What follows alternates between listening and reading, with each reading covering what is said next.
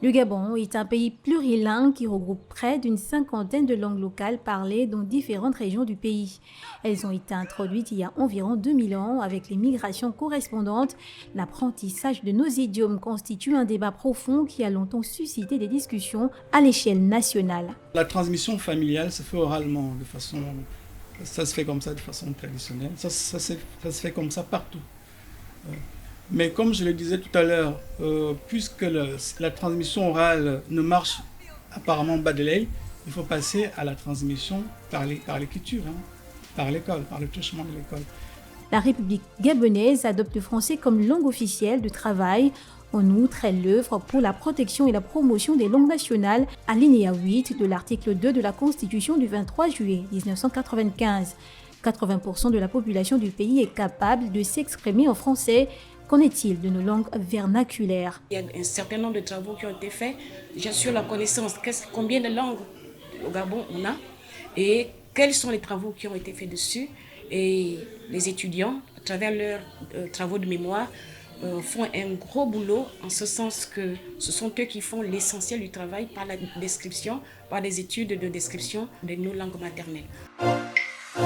La construction de l'identification d'un individu passe par la connaissance de sa culture, comme l'expliquent les acteurs culturels. Certaines organisations, telles que les ONG, s'intéressent de près à la promotion des langues locales. Au niveau de l'Angélique, c'était un de nos plus gros soucis, celui de la réappropriation de nos langues. Et pour ce faire, nous avons mis en place une école pour apprendre le b.a.-ba à nos enfants et à toutes les personnes qui se sont déconnectées de la langue.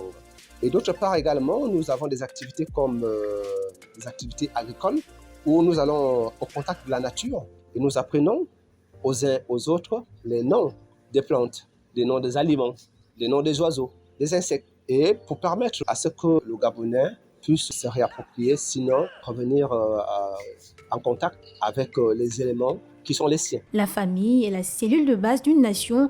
La transmission devrait être faite de parents à enfants afin que les langues se perpétuent. Je parle souvent ma langue avec les enfants à la maison.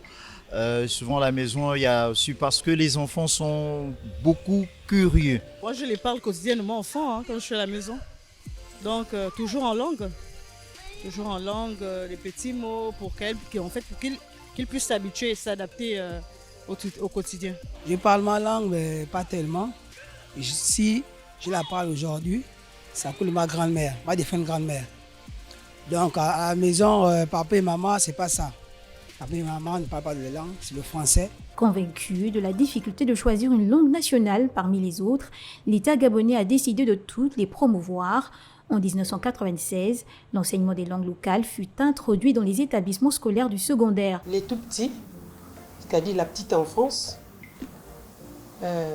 seraient plus intéressés d'apprendre leur langue maternelle, leur langue vernaculaire, à travers les bandes dessinées. Ils ne sont pas trop, ils n'écoutent pas la radio. La télévision encore, ce sont les dessins animés qui les intéressent. Et donc, à travers les bandes dessinées, nous pouvons toucher la petite enfance afin qu'elle puisse se réapproprier, s'approprier leur identité. Les moyens de transmission de nos langues pourraient commencer au sein de la cellule familiale de façon orale. En ce qui concerne l'enseignement, l'État devrait mettre les moyens nécessaires pour la description et la formation des enseignants. On peut privilégier l'enseignement de telle ou telle langue dans telle ou telle région. Pourquoi ne pas envisager par exemple l'enseignement du Pounou par exemple dans la Nyanga et dans le Langouni par exemple. L'enseignement du Fon dans le Wellington et peut-être dans le Lougué-Vigo et j'en passe. Et par exemple l'enseignement du Nzebi dans la région du Lougué-Lolo. On peut choisir des langues pilotes comme ça en fonction des régions. Autant d'éléments à prendre en compte pour éviter la disparition de notre patrimoine culturel et favoriser le développement de notre pays. Les moyens à mettre en œuvre pour la préservation de notre héritage linguistique sont colossaux, mais ceux existants embryonnaires pour favoriser l'émergence de nos langues nationales.